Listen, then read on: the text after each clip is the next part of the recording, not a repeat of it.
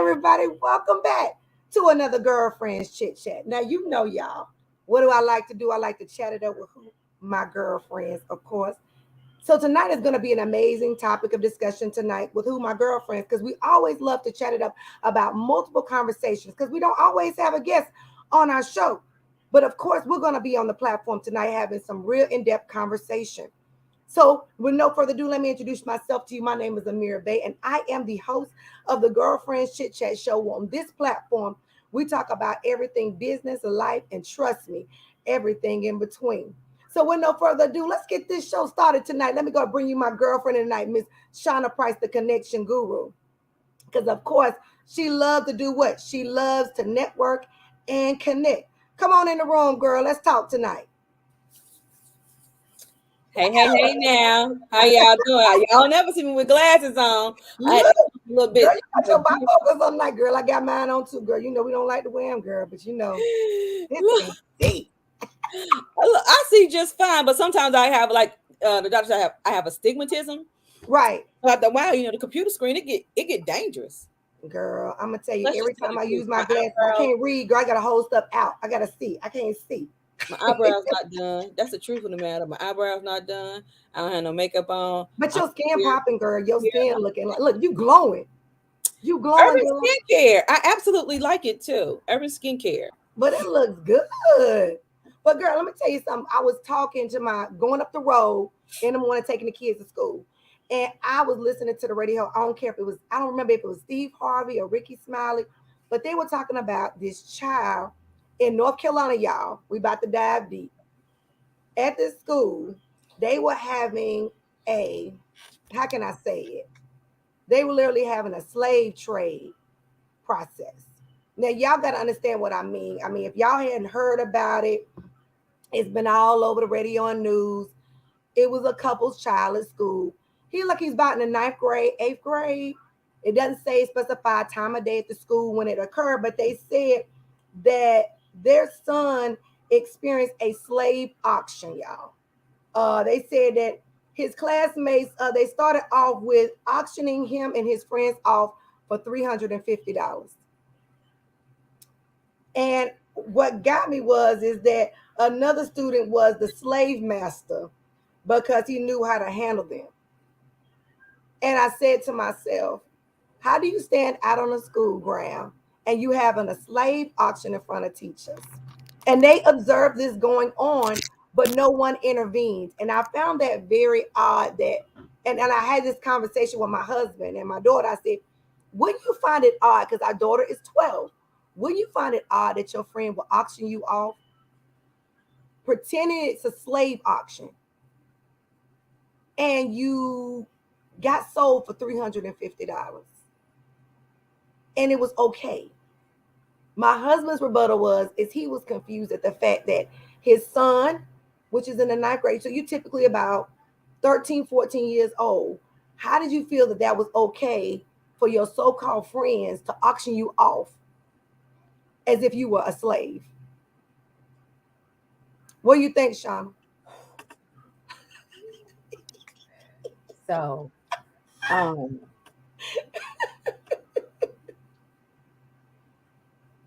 Look, you lost for words, Shauna.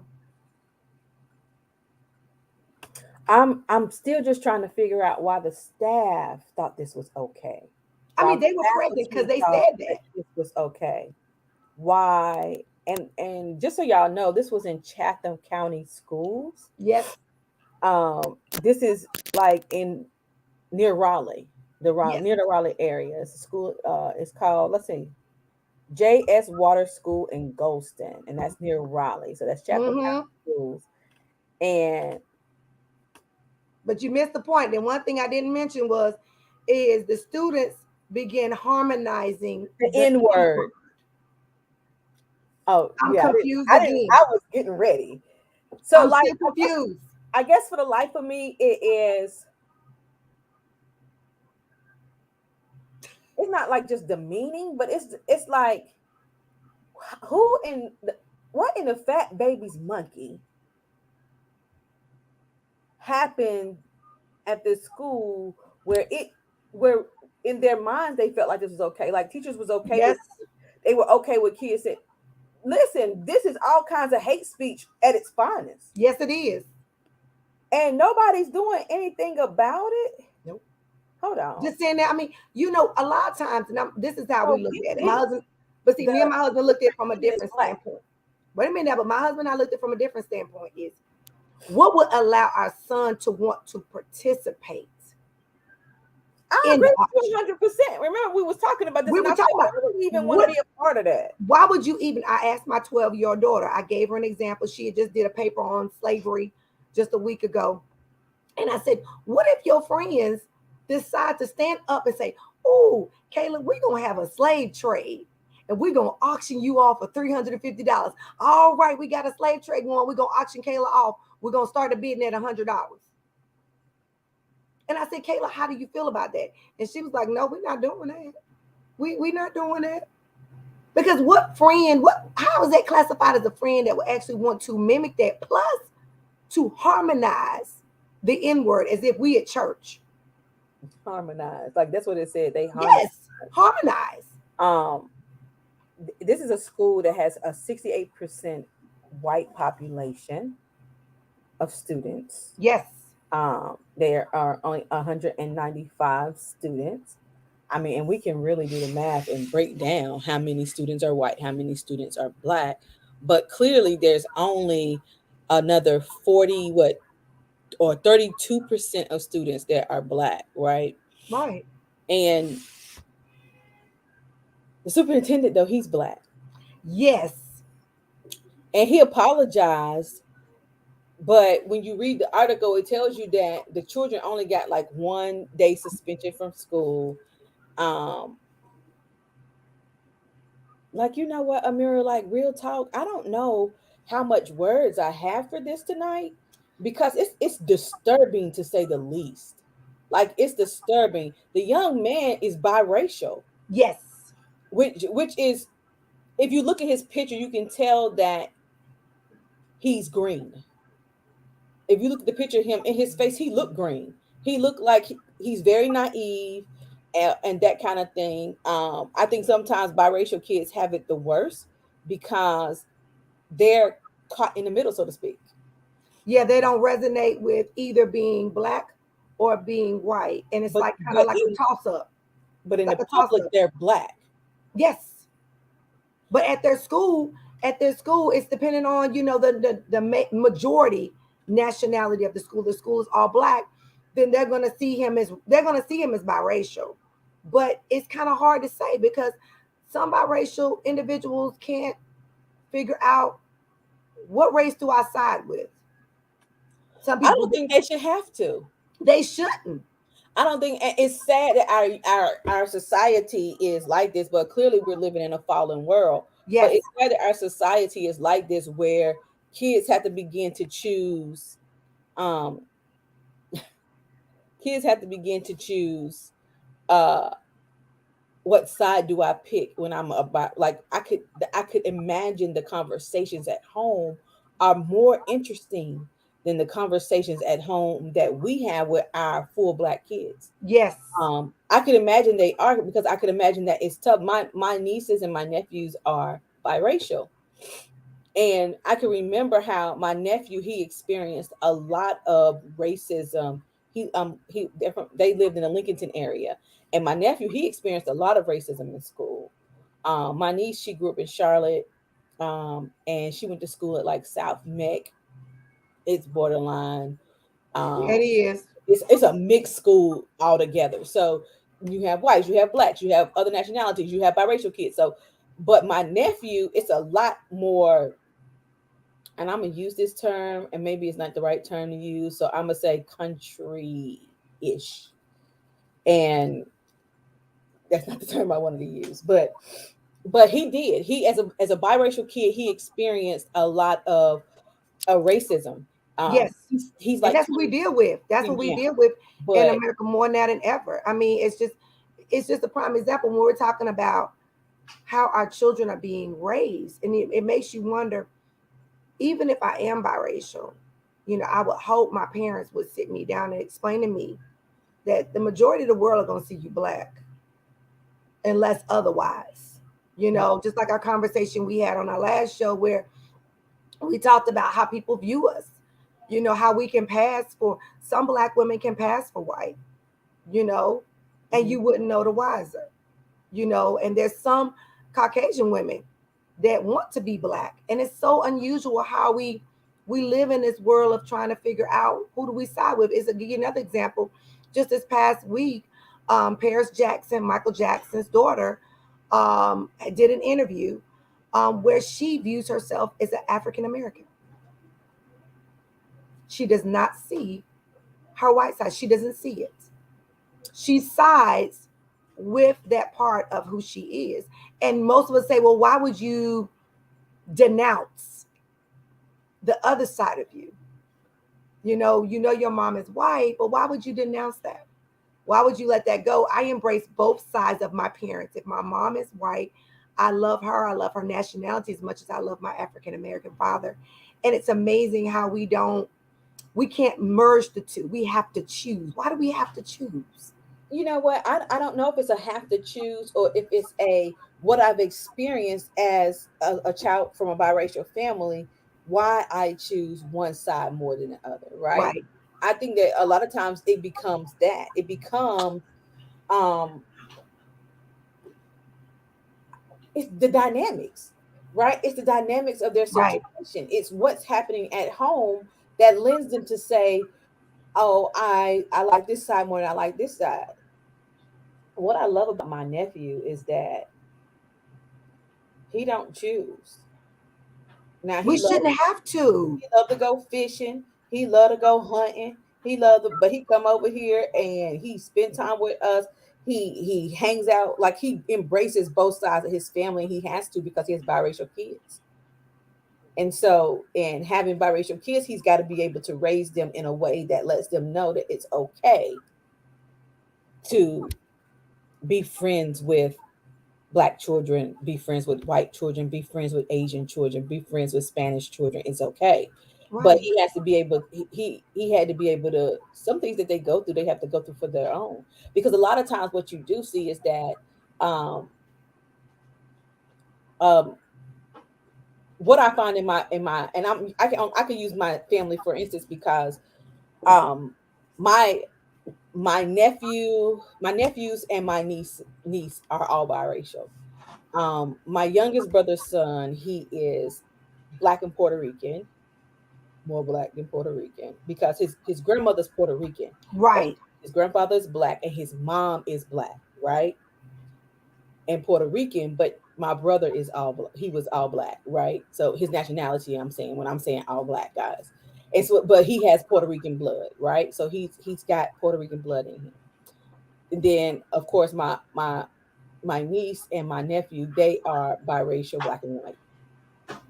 And the adjustments is it's funny to watch because my youngest nephew, who is the one with children, his fiance, she's a white girl, but that's what his surroundings were like, and so and And that's that's what there's nothing wrong. It's that's not nothing wrong his with mother that. is a white woman, and so um he's attracted. I think that we become more attracted to people that are like our parents, Yes, that's and true. you'd be amazed at how much she is like his mom. Um, my niece, on the other hand, which was interesting, she is actually engaged to be married soon, and her fiance is a white guy, even though her dad and her stepdad are both black men. Um, and it's a preference. It's what she liked. It's what she it fell in love with. Is what it's who she enjoyed. But I think that the dynamics of what happens in a home lends them to believe they have to go one way or the other, right? Right, In right, certain situations, because like I said, like my niece didn't even choose a black guy, right? Even though her male figures, her male counterparts are black men.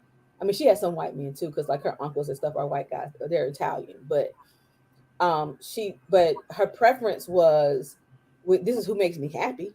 right. And that's what you and I thought in my mind. I thought that that's how we function. But at the same time, Shauna, I think sometimes as parents, sometimes we drop the ball in some areas.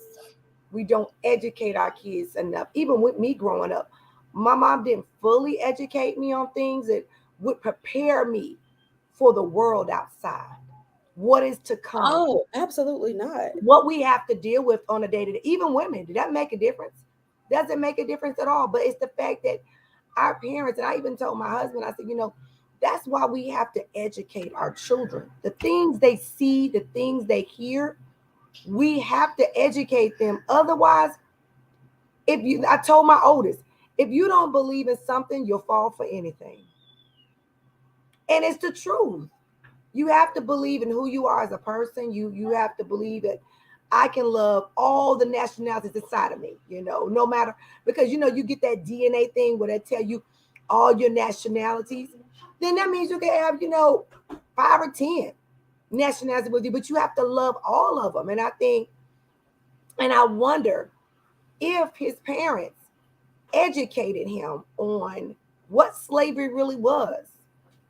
You know, did they That really part. educate him, or did they kind of like, we're not gonna really talk about that? Or right, or is it a sticky situation, a sticky conversation in Yeah, the household because we are a biracial home? right. But to You know what me, I'm saying? I don't know. For me, I would believe, if I don't know if it was my home, right? I can only talk about what I would do, right? Right, And it's like I say all the time, everything starts in a home. And sometimes when we visit right. It our does. children, we forget that even though our children are in school, we have to still give them something at home. We have to still teach them at home. No, look, no disrespect to these school systems, because it is what it is. We've known this, we've always known it. Known that Black History Month is 1 month a year, but I'm Black all year long. Yes, So yes. And we're my talking about daughter, I give my daughter real information. yeah. You have to. I don't care how young. You got to educate them that things are different on the outside. Because you go to the Definitely. school now, racism is so prominent now. It makes kids aware, and these are the conversations that we have to have as parents, as aunts, as uncles. No matter the fact, I had a girlfriend of mine, and it was so crazy because she's Caucasian, and she said to me, I'm so embarrassed, as I was learning about my family history, that my great great great grandfather was a slave master. And she said, to sit down and talk to my parents now about that, it's so crazy. And even to talk to my kids, because I want them to know my lineage. Because we always do our family tree and we go back. And when she went back, it kind of was surreal for her.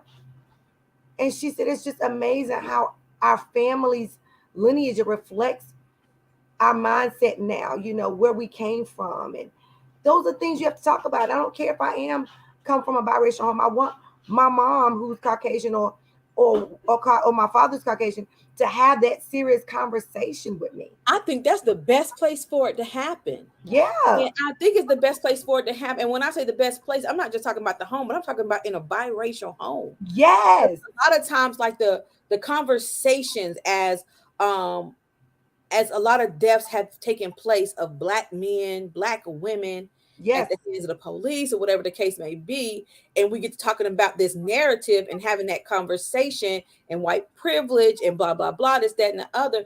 That's the one place I would think that we can have this conversation. That's the one place that conversation should always be, to me, the easiest, Yes. because if I decided to marry you as a Black man or as a white woman, then I am saying to you and to myself that I'm open to accepting everything that comes with you, Right. right? Right. And in having biracial children, I mean, like, only if I can only say, like I said, I can only tell you if it was me, that would be a real conversation in our home. Like, this is what transpired prior to you.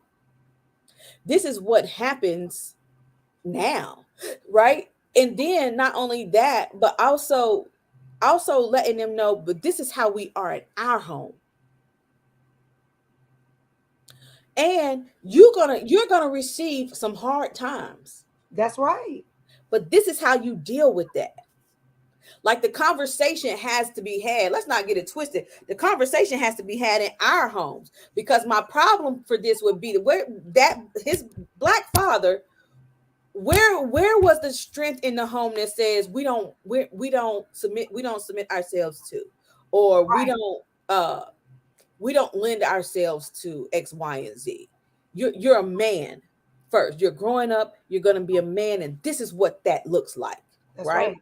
Like that's my thought process. Like I think that this situation kind of angers me on so many different It levels. does. Let's just be for real. Racism is getting old. Yep. It's super old. Not only that though, I really believe that it's a spirit. That's why it keeps coming back like it comes back. Because it'll lay dormant for a second and then it'll show back up. Yeah. And that's typically When how it all is. is well in the That's how it world, is. here comes racism again. I'm gonna tell you something that I realized too. We all know that we was not born. I wasn't born and my first words was I hate white people, right? I know. That's I right. hate black people, right? Racism is taught. It's a spirit. It has to be taught. So in my in my collage of thinking, my collage of thinking, but in my thought process, I started thinking about how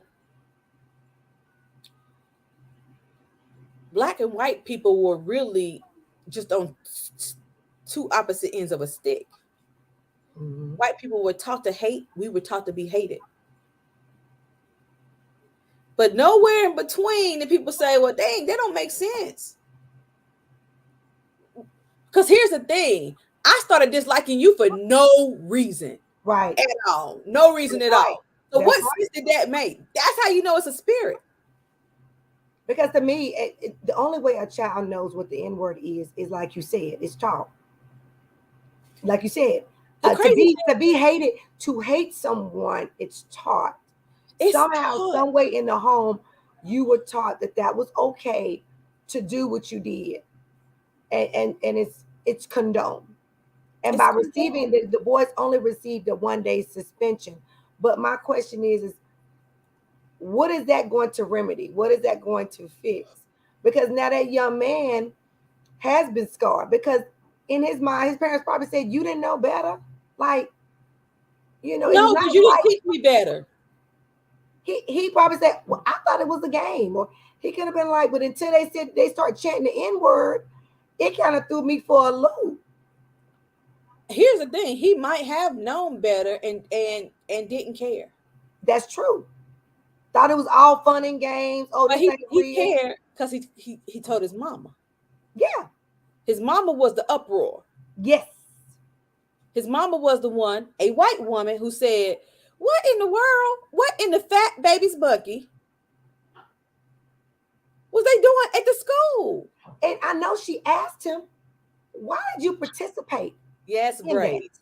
Yes, I mean, braids. Toss them. I love them. he's so, Go ahead. Yes, braids. he's so crazy. But for real. And get this, right? Like when my mind gets to moving, it moves like this. That 1 day of suspension will teach the young man or the kids involved that, oh, I'm just gonna get 1 day of suspension if I do this hate crime. Or if I treat somebody this way, oh, it'll just be 1 day of suspension. What's that? I'm at the house chilling. Oh, yeah, you think it's gonna be the same with 1 day in jail, 1 day in jail. 1 day No in days in prison? Is that jail. gonna be how it work too? Let And me then join 1 day in let prison. me join the force. And then I shut up, Shauna. But I'm just saying, girl, it just and my husband first thing he reacted was he was like, if that was my son, I have to take him out in the shed and we're gonna have a conversation. Because he said you would have to explain to me how you knew that this was okay. Because you participated. He participated pretty much through the whole trade. They sold him. And that is the problem because he didn't stand up for himself. He never stopped and said, "Whoa, I'm not for sale." He never stopped and said, you can't afford me. I was wondering I'm when the auction, priceless. and y'all don't take me wrong. I'm like, so during the auction process, if they started at $50 or 100 or whatever, you didn't wonder, going once, going twice. So to this man right over here, you got you a good one. Right. That part. I mean, at what point? You know what happened? It went all the way through the entire process. And like you said, he went home to his mama. and she probably tore the roof off the house because I would have. And then Listen, I would. and I think she did. I think she Oh, went yeah. ham, right? But here's the problem though, and what I would like for our young people to get to know and to understand, and if you're watching this as we talk about this, share this out with your friends. Yes, please. Share it with your friends. Because it's people out here who got young black males, young black daughters, but I I'm kind of like your husband when how did this conversation happen that you felt it was okay to be a slave? Because my husband, he thought, see, we were thinking the opposite. We were like, okay, now they've already validated why it was done. Okay. But then on the other hand, I'm we need to sorry, talk why was to it done? it was at the school. Either it was in the Validated cafeteria, why? But outside. that's not They never validation. specified what time of day. Evidently, it was during some type of downtime at the school for this to occur. But my concern is I'm bothered why my son participated through the whole thing. Right. So that's what I was getting at. That's my thing. That's what I was getting at. Like, at what point did he not think that he was able to stand up for himself and say, "Forget that. I'm better than this. Y'all, I'm priceless. Y'all can't afford me. This That's ain't. what I'm I'm not for saying. sale." Like, at what point did he not think? But then, to me, that goes back to what's being taught in the home. That's right. Because, like, Chloe, you're not getting ready to sell Chloe. Chloe gonna give you a mouthful, a real mouthful. Nah, sis, you can't afford Chloe. She may talk in third person, but she gonna let you know that she worth more than anything you could ever try to purchase, And right? that's what we have to instill in our children is value. We talk about it in business. We sit here and talk about, oh, our clients know how much we worth and they need to pay what we worth and all that. But the value goes beyond money. It Value is goes, always gone beyond money. Man place money as high value. yes, Man did that. But your value comes from the Lord anyways, and that has no price on it. that's right. And That's we why have to you find instill people that in saying our kids. you can't pay me my worth. Nobody can. That's right. So, God, that's so rich. Like, why is that missing? And the only reason I could figure out that it's missing is because the parents in the home don't understand their own value. There you go. They don't understand their own value. They don't understand because see, you can't teach what you don't understand. You can't teach what you haven't been taught. And So if that's you that don't comes, and that also you gotta remember this too. It's all about our upbringing. How were right, we but raised? here's the thing though. Yes and no. And I'm gonna tell you why I say Okay. yes, because we do what we have, we do what we can with what we have, right? That's a saying. Boop. Yep. However, as much as we talk about the mindset shift in business, because we do, Yes. just We like you do. said, we talk about value, we talk about the mindset set shift in business. There, it takes a mindset shift to say, wait a minute, I'm worth more than that. Hold on, sir. You can't afford me. We're not doing this. It's a mindset shift. But if we're able to make those kind of changes for business, we're able to make those kind of changes in personal. So what I'm saying is that just because you're raised a certain way doesn't mean that you can't learn something new about yourself. It doesn't mean that you can't learn something new about the world. It That's doesn't mean true. that you can't. So like and people, you know what? People can talk about me if they want to. I do not care, right? But one of the things that bothers me most is that we understand where our ancestors have been, and the transition is where are we going, right? But not holding like understanding where they've been, but not writing it today. And it's a holdback. Like people be like, well, this is how the system's set up, and Oh, come on now. you ain't never beat no systems. Come on now. Have When y'all you been know, beating the system but your look, whole life? but when you know better, you do better. That's relative. When you know Because better. When Some you people, know, some people do know and just don't do. that's correct. So That's that's correct. when you know better, you do better is relative because people know a lot of things. It's a lot of like intelligent couch potatoes. You're a lie when you say that. The stupidest person in the room you think is stupid is the smartest one in the room. Is the smartest person in the Because room. they won't ever let you know that. They will let you sit. And I make y'all laugh because it's true. Because even in college, y'all, now this we gotta be real. In college, we used to have friends that would smoke grass before they go to school, before they would go to class, and pass tests like and go to Like it's finals and be nobody's boom. business. And you be like, I'm bugging why because you you said doing that? grass. That You is so know better, so why you don't want to do better? Well, I stop just choose not to. grass. Well, let's okay. So let's just keep it a buck, right? Some Right. people function better on grass than they don't. That's true. And that's what they say. They say, I not only function better, but my mind functions better. And I said, Your mind move completely different but on grass. right. And that's why I tell people all the time. We have to look at how we function. We are a representation of how our children view us. We are the first example Of that they are given. everything. That goes back to everything starts in the home. I'm saying, Your home should be a non-negotiable. My family is a non-negotiable. You can't negotiate my family. if you start doing one thing, that is what your children will mimic. And you'll say, but they know better not to do that. No, because Oh, they know better not to do that. people think that learning is by what you tell them when it's subconscious. It's by what you show them. Right. So if you say, "Well, you need to do this, and this," and you see them procrastinating along the way, then you got to stop and say, I procrastinate that much? Yeah. That is rubbing off into my 10-year-old or to my 8-month old? Like, is that what I do? Yeah. Because But that's listen, what we do. But that's what we do. And you know, so we don't even some people don't even realize that our not children are self-aware. literally become a carbon copy of you. I mean, it's like me walking in the bathroom and all of a sudden, you get shocked and realize you look like your mama. Oh, God, all of a sudden I see you. It's almost like that.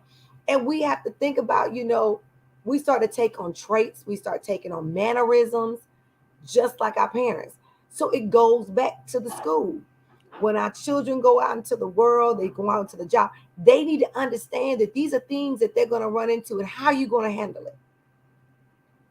How you handle with somebody calling you the N word.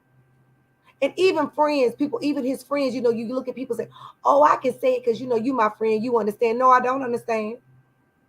No, I don't. Not even that. With this young man, those kids who are his friends, you see, I'm air quoting. He need to get rid of every last one of them. Show do. And as they say, his friends is what he said. Let me say, people pretend to be your friend. Sometimes people pretend to be your friend just to get what they need and they say bye. Genuine relationships, and we can go there. And this is what we're dealing with. Even as grown women, we deal with it. Oh You God, know, yeah. it's the same situation. You get what you need from me and then you gone. You say you my friend, but you're not really my friend. But that can be handled, right? And a lot of times Yes, we don't recognize that a lot of the things that we're experiencing from other people is because we're allowing it. We don't that's right. have the right type of boundaries in place that's going to um I'm gonna use this word, protect us from the things that could harm us. That's right. When it comes to relationships, we're not setting ourselves up for um, success in authentic relationships because we're showing up mediocre. That's right. You got to show up. Show up and set the example, set the tone for how people want to perceive you as an individual because that's how your children see you. They see you as a strong black woman. They see you as a woman that works hard. If you're a single parent and they see you out here just grinding hard and providing and you putting yourself through school, possibly you putting your own kids through school and you doing it all by yourself. And your kids say, dog, my mama is the hardest working woman I have ever seen. They see your struggle, but they say she won't give up. But here's the thing, though. We also have to consider that, uh, no, they, even though they see the hard work, they see everything else that comes along with it. That's right. So if there's no self-care there, they see that too, and That's they don't right. learn to take care of themselves. If there's no um no like downtime, no time to be outside of, then they're going to take on this a mental approach that I have to work, work, work, work, work all the time. Right. And that's If they typically that's if how it they is see though. no if they see no time for them, that's what they're going to think that is how it's supposed to be. So a lot of times I think that we not like really, we feel like we have to do so much. My friend, I was having this conversation with her, and she's a single mom. And so, like, most of the things basically are on her in the household. And she'll say, I have to do this, this, this, and this, this. And I'd be like, you take a break. Because if she don't take a break, her daughters are going to see that she doesn't get a break. They shouldn't get a break. This is what it should be like. This is how it should. And they're going to carry on that, what we call generational curse. Yeah. And it's But right. it's Everything that we do in life, our kids see it. And you don't you want, like people say, I want to break the cycle, you got to know. break the cycle. And that's You what have we to have show to them something realize is, different. yeah, if your mama did it and now you doing it, and then you're gonna try to do the same thing, and then your kids gonna pick up on the same traits, the same habits. Everything is the same, but that's why we have to take, like you said, you gotta take time out to show your kids that even though I work hard and I go hard at the same time, I have to make sure that I am a great representation of the parent that you will be one day, you know. And that's how I look at that. I want my girls to understand that their parents work hard and we do things, but we also educate them. We as parents have to educate our kids on the world. And then we have to have open dialogue, because in my thought process, what if his household didn't allow for this kind of dialogue? So it's not talked about, right? How we say, what if they're not having that conversation? It is so important that, like, when we have, and I know y'all do too, I know y'all do over there, because I know he don't play. But No, and when I say don't play, I don't mean it in a derogatory way, but it's in a way that I care about my children. But we have open dialogue here. Me and Chloe, just last Sunday, I was talking to her and I was like, Chloe, mommy don't have the capacity today to do X, Y, and Z. And she was like, I understand, mommy. Sometimes I don't have the capacity either. Let's talk about that. Do you even know what capacity means? there you go. That's the first And thing. she said, yeah, I know what capacity means. And she told me her definition of capacity was what capacity was. And she said, sometimes I don't want to do, sometimes like with uncle, I don't want to do something, but I do it because I don't want to hurt his feelings. And I said, it's okay for you to say no, Ah, that's, even to you know what? mommy. That word is so hard to say. It That's the is. hardest But word. I if can we hear don't like people. create a healthy habit of saying no, we'll be saying yes to the wrong things for the rest of our lives. And like I've said yes to the wrong things for the first part of my life, and I'd be a fat baby's monkey if I keep saying yes to the wrong things, right? And we got to learn to say no. No, You I'm not have going to to learn how to accept say it. No, I'm not going to deal with it. No, I'm not going to put up with it. Those are the things that we continuously find ourselves having to do because we're no. always Oh, saying no. And we're saying no all the time. And I think people need to understand that there's nothing wrong with that word. That word has no bearing on my life, except I'm not going to allow it to control me to the point where I'm going to always say yes. I'm going to be a yes person. Yes, I'll do it. Yes, I'll go. Yes, I can. Yes, yes, yes, yes. When do you ever say no, child? you got to learn how to say yes to the right things and no to the right things. That's kind of it. Have you ever seen that movie Yes Man with Jim Uh-uh. Carrey? Go check it out. It's funny. But for him, he always said no. So when he began to say yes, it started opening up him to other things. So it's okay to say yes, but you have to say yes with the right boundaries. And you have to say no with the right boundaries. People can't always pull on you and it be okay. People can't, like I told you, like I told her, you can tell mommy no too, because Charlie's not her responsibility and she helps me a ton. That's true. So you can tell mommy no. You can tell your teachers no. Because like one day she came home from school and she was like, I'm so tired. And I'm like, what y'all do today? She was like, well, Mrs. and she said her teacher's name, had me helping some other students, me and the other Chloe, we were helping other students with um their work. And I had to really break some things down to one student to help them get the answers and blah, blah, blah, blah, blah, right? And I'm like, well, that's amazing. Kudos to you for being a helper at school. She was like, it was such a busy day. I'm exhausted. I said, but you can say no. You don't always have to say yes. Sometimes it's hard for kids to understand that at a young age. You have to educate them, y'all. Right. If you instill it in them now, they'll get it. Because That's here's the right. thing, I would hate for her to live the life I lived of saying yes to the wrong stuff. Yes, because I'm loyal. Yes, because I'm family.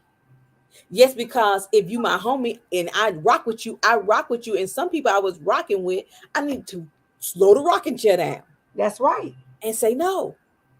Some people are not meant to be in your life forever. They're meant to be there just for a season. Absolutely not.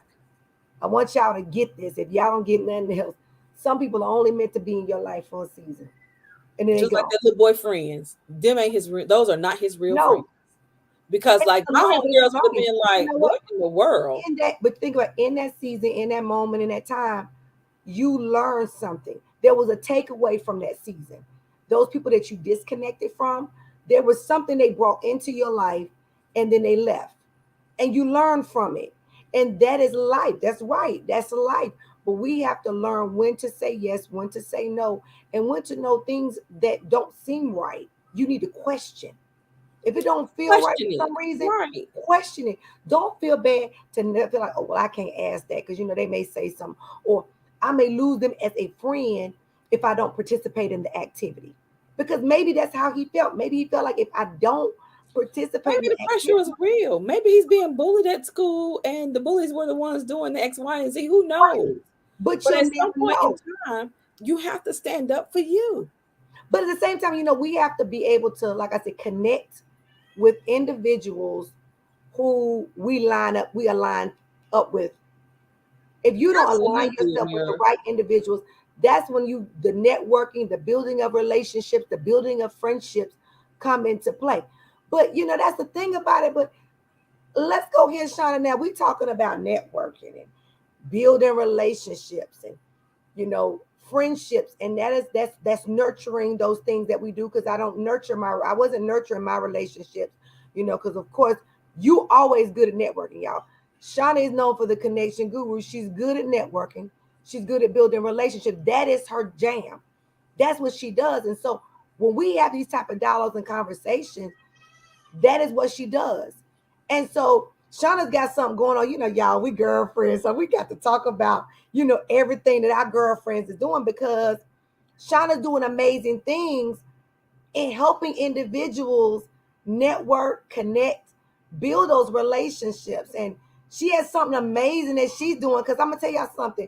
I worked with Shauna for a while because, y'all, I wasn't one of them ones that was nurturing my relationships, learning to set boundaries, learning to say no instead of say yes. And so in Shauna's field, what she does is she allows you to build those relationships and connect with others and make those relationships last. And so, Shauna, what you got going on, girl? Because sis, we gotta talk now. We Listen, thank you for all that. Like, thank you. I appreciate that. And from the bottom and depths of my heart, because y'all, she's amazing, right? Y'all don't get to experience her like I get to experience her. And like all she just said, that's an everyday thing. She'll this is come, what we talking about tonight. This is what we talking about tonight. what you doing? See, this is what we doing. We talking about relationships, friendships, networking, connecting with people, and knowing when to disconnect from them people that you network, you connect with. You like, look, that wasn't a good connection. I got to disconnect from you. Listen, I did something last night, and I was like, after I got off this live, I was like, my live was amazing to the end. And I was like, that wasn't right. I shouldn't have did that. Like it vexed my spirit. So, what I have coming up, guys, is on March the 31st. I have a launch. I am launching What? my planner, What? What's the planner, girl? You got to tell me now. What's the planner? What is it? Come on. the Networking Bible, The network. and I am, y'all, my baby. Can y'all hear her crying? She is Look, we acting out. moms at the end of the day. Let me tell y'all something. At the end of the day, we living, breathing mamas. Okay, we got.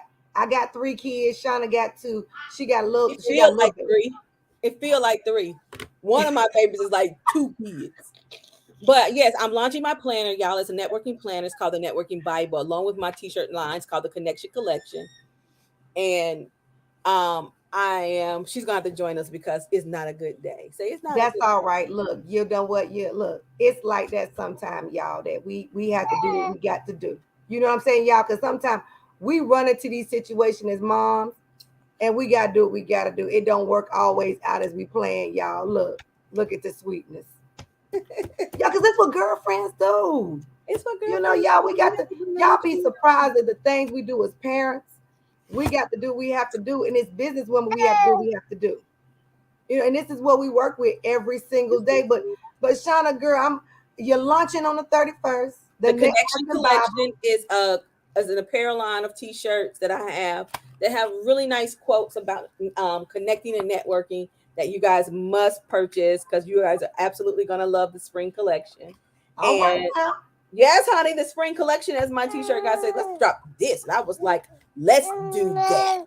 But the planner I'm very, very excited about because when I designed the planner, when I designed the planner, I designed the planner to help people be more intentional about networking. So you're able to the planner, you're able to use the planner in a way that is like a normal planner for you to like schedule things out, blah blah blah blah. But there's sections that are very intentional about networking. So this is what the planner looks like. I don't know if y'all can see it. Hold on. Now you ain't gonna be able to see it, girl. There it go. Wait. There it go. Ah! That's some of it. Right. It's hard to do it on these when we streaming, but You screaming, girl. You can't see it, girl. The but networking the Bible. I can't planner wait, girl. don't eat the paper, baby. But the planner is launching, and I'm really excited about it. It's been in the works for quite some time, and we we are finished. And I'm already thinking of like what is planner number 2 going to look like. But that's what I have coming up. We have a we eat coming up in June on the 25th. On the 25th, we have a look. The people can hear you. Look at the baby. Look, Look at that. Poor you see Miss thing. Amira? Say This hey. is the world we live in, y'all. It don't always work out as planned. But y'all, this conversation was amazing tonight. We dived deep into talking about relationships, talking about some of the things that are going on in this world today with the kids and everything, y'all. But we got to be able, like I said, y'all, support each other and love on each other, and educate your children, educate them, and get them to know who they are and what and their lineage, and be more proactive in what we're doing. So as always, y'all, girlfriends, as always, we thank you for being a part of the Girlfriends Chit Chat Show tonight. And we'll see you again next Friday, same time, 7 p.m. Eastern Standard Time. We'll see you. You all have a great evening and have a fabulous weekend. Bye.